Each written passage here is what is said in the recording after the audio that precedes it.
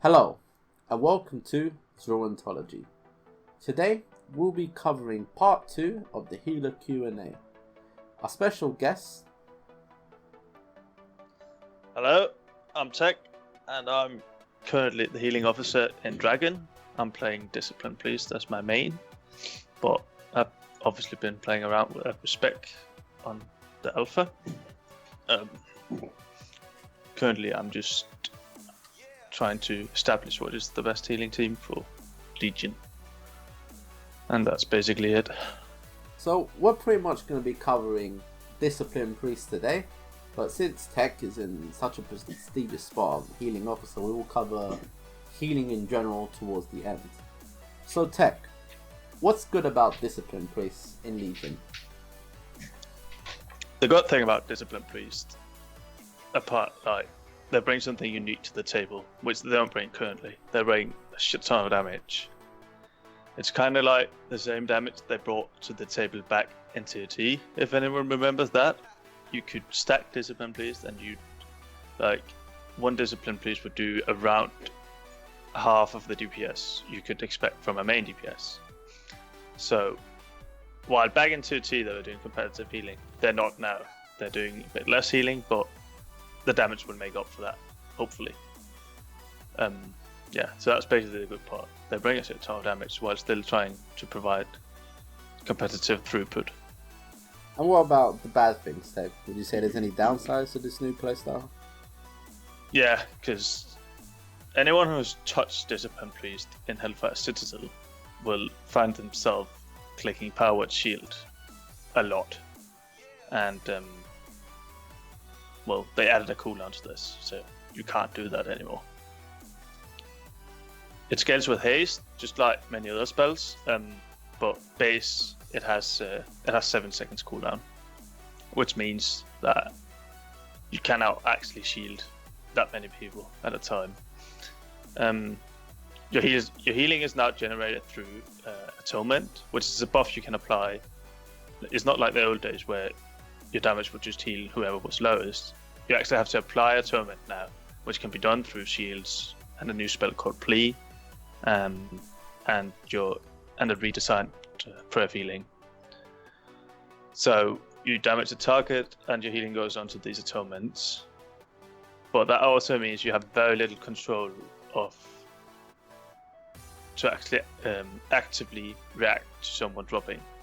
So if I don't have atonement on the tank and he drops, I need to then apply my atonement and then do damage. And by that he's like either dead or chopped by another healer. So that's like the huge downside of playing Discipline Priest is if you can't predict the damage and don't have the atonement buff on the right targets, you're just going to be sitting there not being able to do anything. Yeah, that's it. Well, let's cover some talents and hopefully we can get into more detail as to how Discipline Priests actually work. Let's start with the 15 roll. What do you think of the 15 roll, Tekc? Alright, there's 3 talents here, obviously, but I've never tried the penitence. Yeah. I don't know how you want to pronounce that, because it makes your penance friendly, which you don't want anyway. Like, your healing comes through atonement. Don't get me wrong here. Like, all your healing comes through atonement. It's like we're talking 75% here. So if you're going to be casting penance friendly, you're just going to nerf both your damage and your healing. The only way I could think this would be a useful talent is if you're going to be having a debuff like on Tyrant. But then you might as well just apply atonement to that guy and cast penance on the boss and get that healing distributed to everyone having atonement. I don't see it. One target would have to take enormous amount of damage for this talent to be worth. Then you have castigation, just an extra bolt of penance. It's like, yeah, it's basically just buffing your penance. There's not much to it. I played with this for the very many first builds of Alpha until they changed Schism. First they implemented Schism and then they buffed Schism. So it's now a 6-second cooldown and a 6-second buff, meaning you can have nearly 100% uptime, minus the cast time, obviously. So, like, you're just buffing your damage with nearly 30%. Have in mind you just nerfed your penance, so it's not exactly 30%, and you can't keep it up 100% of the time, but it's very close to. So you're going to be doing a shit ton more damage. I think just straight off speccing this talent compared to castigation, I did 30k more DPS, which is like not only 30k more DPS, is also a lot more healing, depending on how many pleas you have out. So I'd always recommend going for Schism. It is a bit more mana consuming, but if you have the mana, you should definitely go for this talent.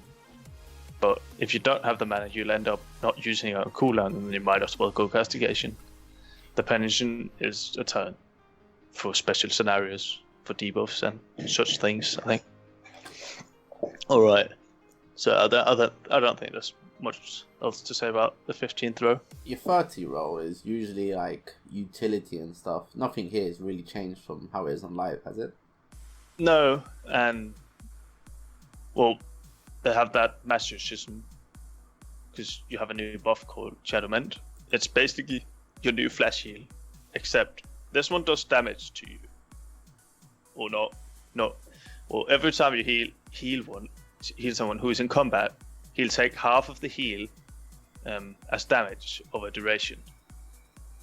But if he takes that damage from another source, the debuff will also go away. So if I heal you while being in combat, and you take a hit from the boss, the debuff will go away. But if I heal you while being in combat, and you don't take any damage from anything, this debuff will take half of the healing done it did down of your HP. I don't know if that makes sense. It's kind of hard to explain if you haven't tried it. But the talent then does so. It doesn't do damage to itself if you cast it. I could see this being very useful for PvP and stuff, because you actually want to heal people in PvP, and maybe you can't go about and just damage people. See. But I don't ever see it being useful in PvE, because it's just not gonna happen. You're never gonna be using that spell anyway. Only if you really need to heal someone. Body, soul, and feather is unchanged. Well, feather is now 40%.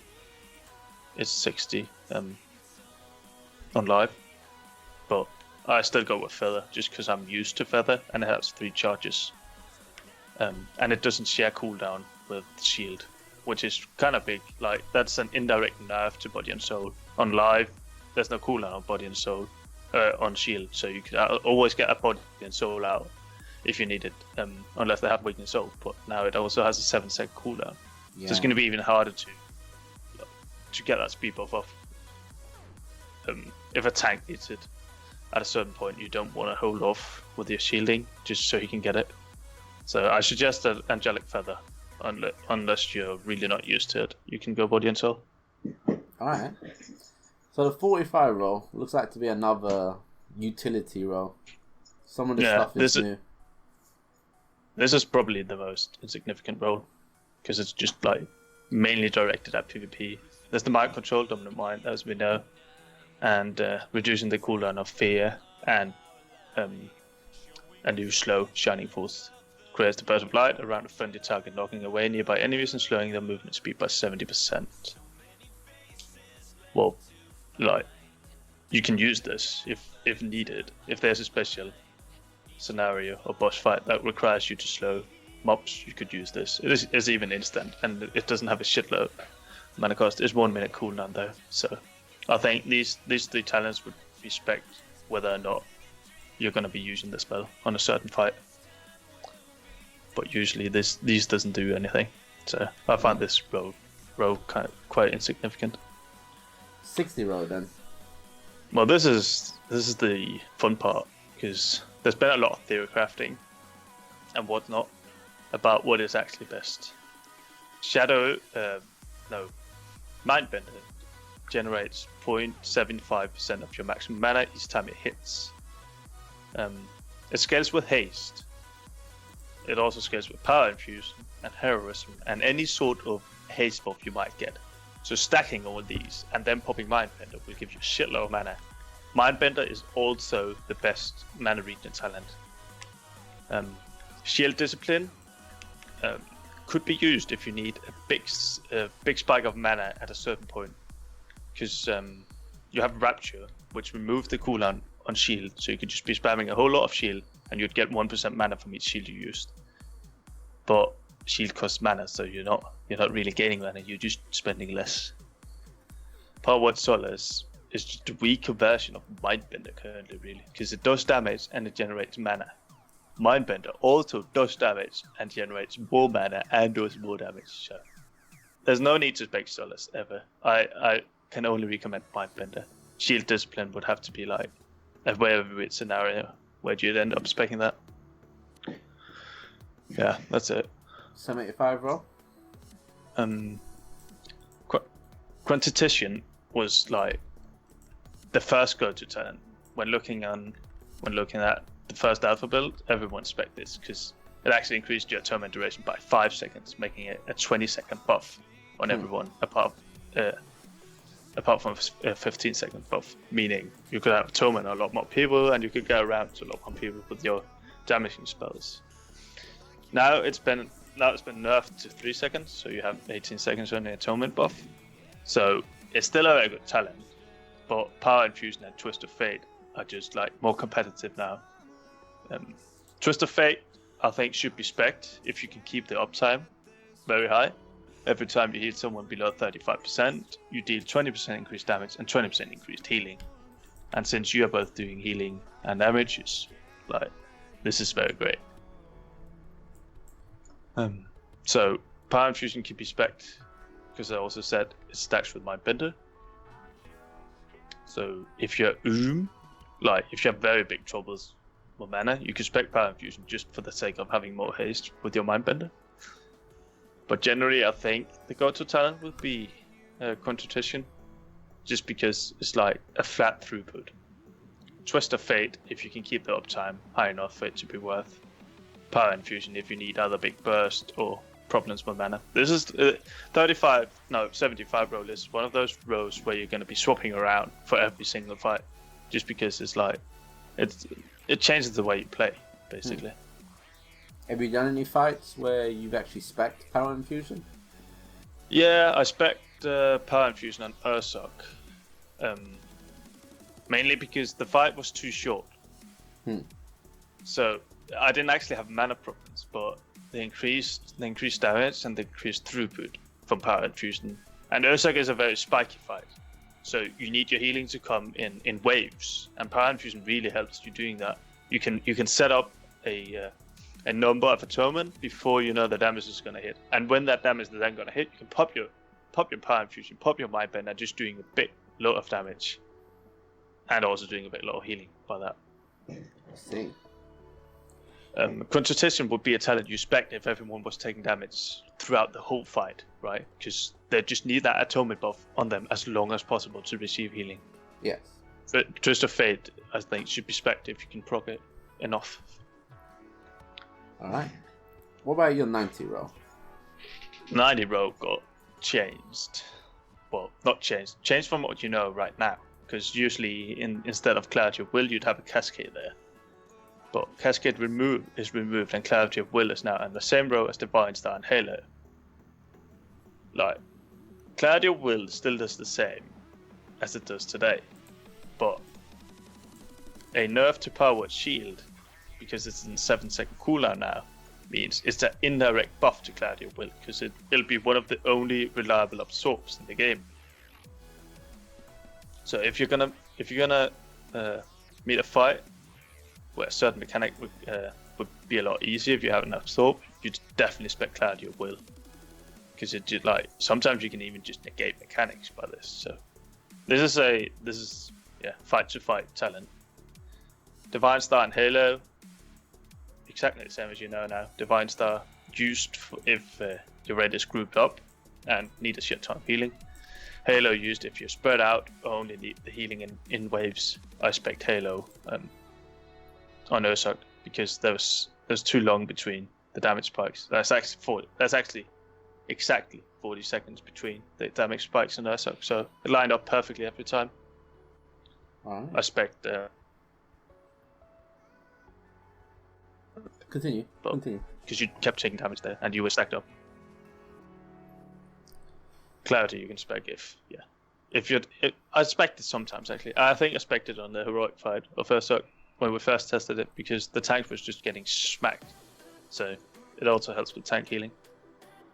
Would you say if you were to play with Clarity or Real, you could somewhat still play similar to how you would today? If you played it as just someone who absorbs damage, is that still capable? Can you be somewhat the same disc priest you are today in Legion? Well, nah, I wouldn't say so because it has too long cast time. If you're gonna be specking Clarity, you're gonna be using each other negate a mechanic or heal the tanks. You're never gonna be able to throw out random absorbs at the raid. It's not gonna work like that anymore. That's like completely gone. So discipline priests are all about damage into healing now. Yes. There's just no way around it. They kept that way of thinking with the shielding, with the new spell called Rapture, which basically allows you for 11 seconds to power shield not have cooldown. So for 11 seconds you can go back to the old playstyle and just spam shields. And yeah, you can cast the same shield on the same person. Alright. Because there's no more weakened soul, so you can actually pop Rapture and just spam shields on the tank. Like, most efficient way to tank heal is if you have Rapture up, is just to spam that one button. So 90 row, you're generally ping-ponging between the fight, depending on how it is. Yeah. Alright. What about your 100 row then? That is probably the weakest 100 row I've ever seen. Oh, what can I say? The most imbalanced, because everyone is going to purge the wicket. It just does so much damage that the two other talents are not even competing. It's kind of sad to be honest. It turns your Shadow Word Pain into a new dot called Purge the Wicket, and every time you penance the target, it'll jump to a new target. So for fights with ads, this default will just be everywhere and be doing shitloads of damage, and it's a dot, so it'll be doing damage even when you're not doing damage, meaning you can keep setting up your torments and you'll still get healing to those people because this dot is everywhere without even you having to like cast it on them, because you just penanced. Like, you want to keep penance and cooldown obviously because it does a shitload of damage, and you just penancing your target with the debuff, so suddenly you have the dots everywhere. Grace is like, could potentially be used. Maybe if they buffed it, it'd be a bit more competitive. But it basically increases all your non-atonement healing onto targets with atonement. But that again requires you to have a lot of atonements out. But it's a very big buff to stuff like Halo and Divine Star, because like if the damage is bursted, this might be. I tried Grace for Ursak, but still, like, Purge the Wicked just seems so much better. But you could play Grace if you're good at generating your atonement buffs and timing it with a well-timed Halo, it could potentially do something. Shadow Covenant is just a talent you should never spec because it's absolute garbage. It's just a buff version of Power Radiance. It heals 5 people instead of 3, but the downside is when you heal them, the next 50k healing they take will not be received. So you're basically healing your mates and putting a healing absorb shield on them. Like, this might place you on top of the meter, but it'll definitely also place your fellow healers below you, or like below the tank even, because they have to heal your shitty shield all the time. This is just this is an unworking spell, I'd even say. This is not a good spell. I also noticed it doesn't even apply atonement either. So, well, I haven't even tried this talent. I think I tried it once. It's just garbage. Wow. Do not use this. So definitely needs to be fixed. Shadow Covenant and Grace needs a bit of a tuning. But other than that, Purge the Wicked all the way. Yeah, just because pure damage. Like, it's a new mindset, really, right? You gotta get into the whole mindset of doing more damage is more healing. Which is, like, I'm not used to that. Even back in 2T, you'd still want to like bash out tons of healing and focus on people not dying. But here you really got to get into the mindset of, if I need my raid to live, I need to do the maximum amount of damage I can. And if I'm not doing that, the raid's not going to get as much healing as they could have got. So always go for the maximum damage, unless there's like some special case where you need either a shield or, well, a big shiny penance on a specific target or something. So then, here's a question. Let's say you got a tank at 5% health. What would be going through your mind? What would you do if you saw a tank at 5%? If the tank was 5% health, like I always keep atonement on the tanks. But let's say I didn't have atonement on the tank. Mm-hmm. Then first I power word shield him. It's still 7-second cooldown. But if that wasn't ready, there's not a whole lot I could do. Because 5% HP, I could apply atonement to him. Plea also does a bit of healing. Nowhere near enough, right? But I could cast Plea on him. It's a low mana cost spell. Heals for a little bit and applies atonement. And I could hope I could get off some damage spells before he died. But him being a tank, very low chance that's going to happen. So if your tank is low, you probably want to use a power word shield on him. So if you didn't, outside of atonement, discipline priests don't really help tanking at all, do they? No, like you can also cast Shadow Mend on him. That's basically just flash heal, and the debuff is never going to affect the tank because he keeps taking damage. So I guess it depends on the situation. If you know he's going to die if you don't cast Shadow Mend, you're obviously going to be casting Shadow Mend. But if you know he can live for at least another 2 or 3 seconds, you want to cast Atonement on him, so you can start doing damage and heal him. But yeah, Disc is very bad at doing reactive healing, and especially to tanks dropping and stuff like that, because it just basically takes too many globals before you can get your shit going. You need to be prepared and predict when the damage is going to happen. Alright. Oh, that's the talents. Let's take a look at the artifacts. So if we open up our artifact tree, you obviously start with Light's Wrath. What do you think of Light's Wrath tech? I like this. I especially liked when it came out because there was no limit to it. Now the cap is 5 allies, but there was no cap at the start. You could just have atonement on your whole raid and you'd do like 2 million burst opener or something with this. But fortunately they figured that out. It might be a bit too overpowered, so better make it max 5 people. What you want to do is basically just make sure before you do the pool, have atonement on 5 people. And you open with Schism, obviously. But then you cast this. Always keep Schism open. Important. And then you cast Light's Wrath. But it's just a ton of damage. You can also use it for healing because it does translate through atonement. If you know that, if you know there's like big damage coming in 30 seconds into the fight, you might want to save it and just use it for that instead. But I've just been using it on the pool just to do like a bit more damage. Just like everyone else, you got 3 golden dragons. What are the 3 golden dragons like for Discipline Priests? If you want to start from the left. The barrier. Yes. Yeah, increases your healing done to everyone with atonement who's inside the barrier. So for any stacked up fight, that'd be very fucking huge. Basically increases your healing by 100% when people are standing inside the barrier.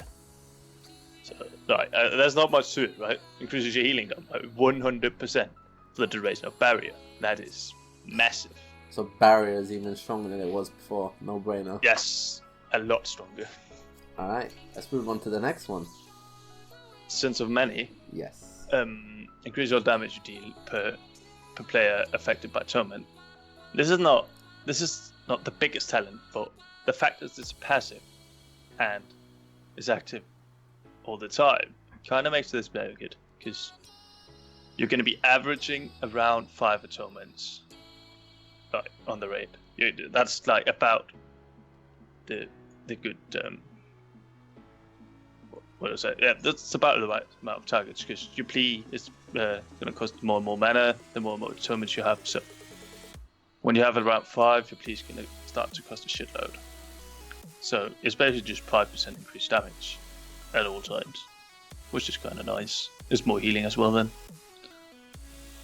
Then finally we got Power of the Dark Side. Yeah, has a chance to increase the damage dealt of my next penance. I don't know the chance, so I can't tell you how valuable this is, but 100% increased damage to a spell that already does a shit ton of damage is obviously very good. But the RG of this is that proc could come when you don't need the healing, and therefore you'll only do damage with it. Or it could come when you really need the healing, and therefore it'll be like the biggest proc in the world. But I guess that's the RG of playing a DPS as well. Alright. Alright, so you start off with Light's Wrath. And let's say you're level 100, you're leveling, and you're getting your artifact power over time. Which direction would you recommend people to go? Like, which route would you go personally? Would you go right? Would you go left? We are talking about raiding, right? Yes. We'll be talking about. Let's just say we're starting off with dungeons, right? You're doing 5-man content, and then you're working towards raiding, and you're putting this all in place. Like, obviously, you need to spec the increased damage to smite. Yes. And then straight off the bat, I'll just take 10% increased damage to penance, just because penance already does a shit ton of damage. Mm-hmm. And more damage to a high damage spell is very great. Then you have Fate reduced your damage taken by 10%. That's like a defensive thing, and it doesn't do a whole lot, especially not if you're doing dungeons. But you need that talent to get into the big power word barrier. So if you know you're going to have enough points to reach the barrier, you should probably take both the Fate and the Pain suppression traits. But if you can't reach it, you might as well go the other way, because those two talents are not going to do anything for you in terms of doing more healing and more damage. But you can increase the damage of your Absorb Shield if you go the right way. And you can also have this nice trait, Share in the Light. If you cast Power Word Shield on another player, you'll get 50% of the effect on yourself. Nice. But I definitely recommend going left if you're going to have enough points to get around to the barrier talent. Alright, so let's say we get to the barrier talent. And you've got it. You're then moving on. Where would you go after the barrier talent? I'm not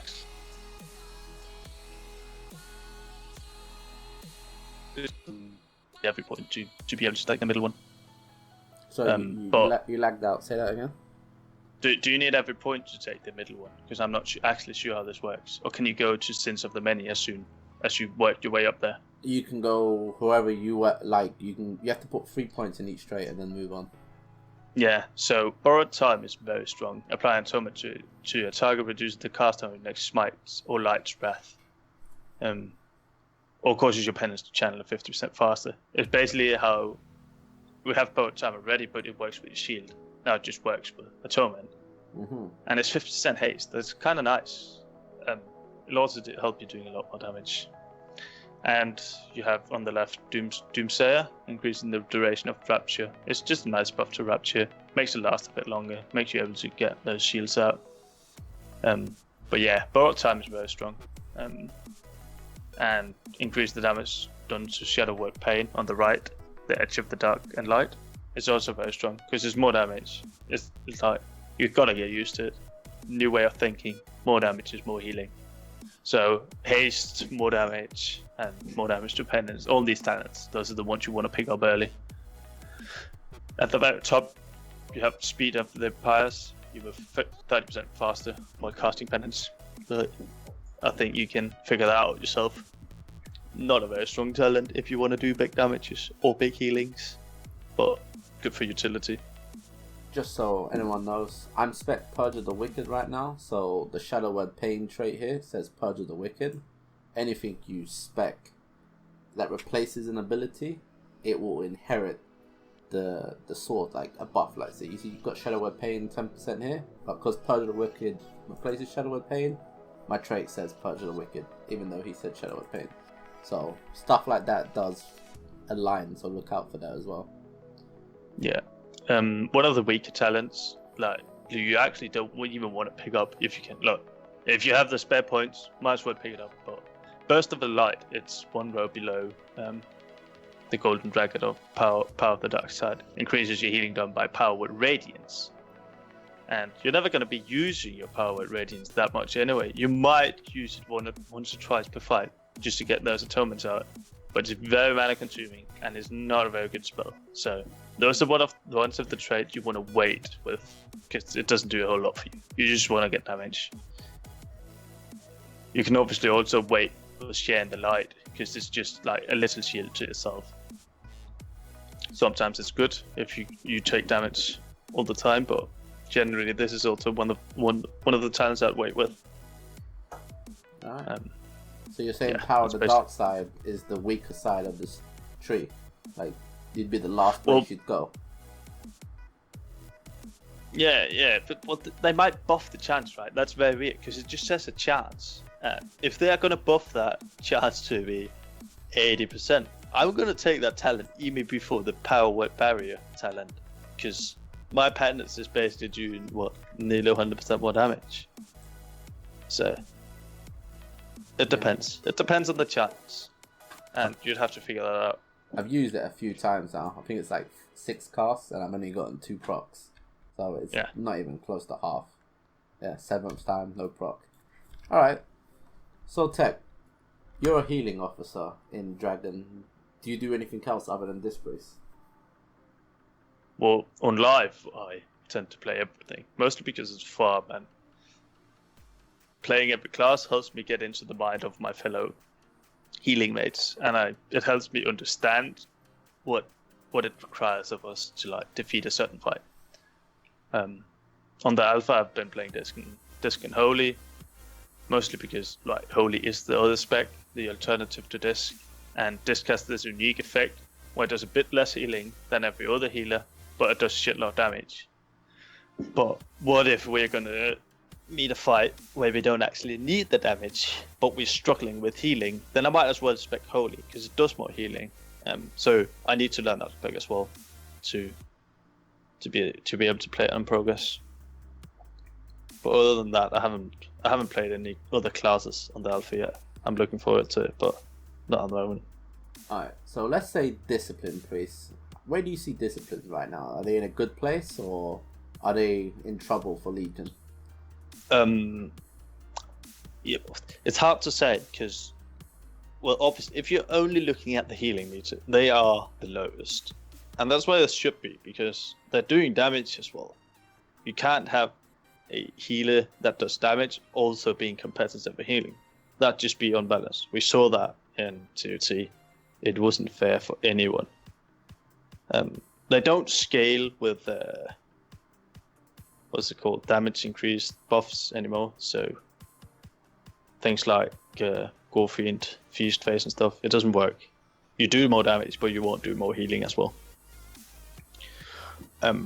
Yeah, so I think they're in an alright spot at the moment, and healing is fairly balanced, to be honest. It's only monks that are lacking behind, I think. Druids are a bit OP, but other than that, I think healing is a lot more balanced than DPS is at the moment, and I wouldn't mind this going live like this. It's a bit clunky to play at certain times, because you just gotta get used to being prepared and having those atonement buffs out. But I think overall they're in an alright spot, and would be used for like fights where the damage would change something.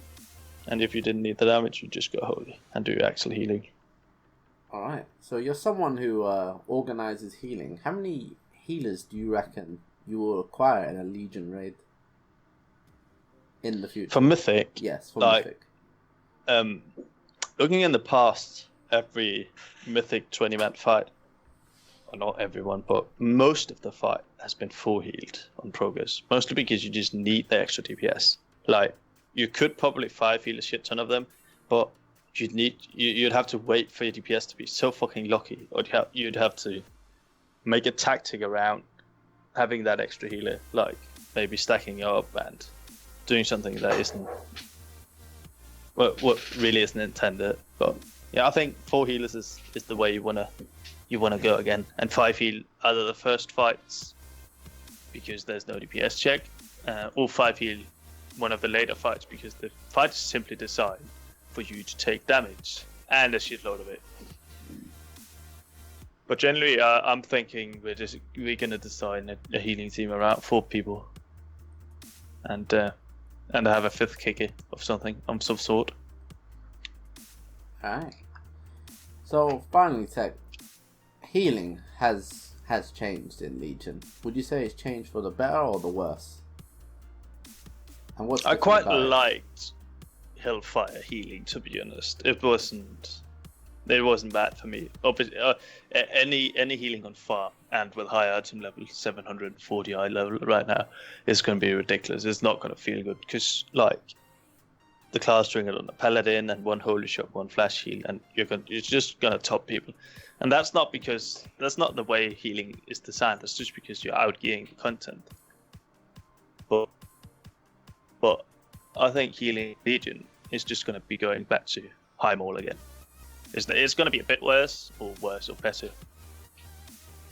depending on the way you look at it. But yeah, it's going to be harder to top people up, especially as a Death Priest, because you don't actually have any big heals. You just have a shitload of small heals coming from your damage. But I'm actually looking forward to it, and this new Disc Priest thingy brings a whole new element to the healing team. It requires the 3 other healers to be on their toes and actually be able to spot heal a bit more. Because like the Death Priest is not going to be able to do anything if someone drops. So yeah, I think that it's all right. I'm looking forward to see how this unwraps. All right. Well, this has been Discipline Priest with Tech. Thank you for being here, Tech. No problem. If you guys have any questions for Tech or any discipline questions, just say in the comment section below. If you like this format, also please do say. I'm also looking out for some more feedback and suggestions for the show. We'll be covering Resto Shaman, Resto Druid, Holy Paladin, Holy Priest soon. So next one is coming in a day or 2. And again, thanks for being here, Tech, and this has been Zero Ontology. Zero out and Tech out.